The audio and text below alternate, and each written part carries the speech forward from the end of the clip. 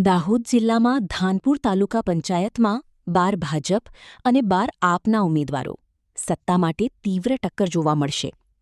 આજે 28/4/2026 મંગળવારના રોજ સાંજે 4 કલાક સુધીમાં મળતી માહિતી મુજબ રાજ્યકક્ષાના પૂર્વ મંત્રી અને હાલના ધારાસભ્ય બચુ ખાબડના મતવિસ્તારમાં આ વખતે રાજકીય સમીકરણોમાં મોટો ફેરફાર સામે આવ્યો છે.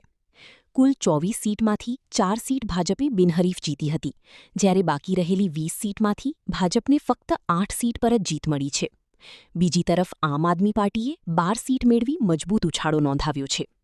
હાલની સ્થિતિ મુજબ ભાજપ અને આમ આદમી પાર્ટી બંને પાસે 12 સીટ સાથે બરાબરીનું ગણિત સર્જાયું છે. ભાજપના ગઢ તરીકે ઓળખાતા વિસ્તારમાં આમ આદમી પાર્ટીનો દબદબો વધતા રાજકીય સમીકરણોમાં મોટો ફેરફાર જોવા મળી રહ્યો છે.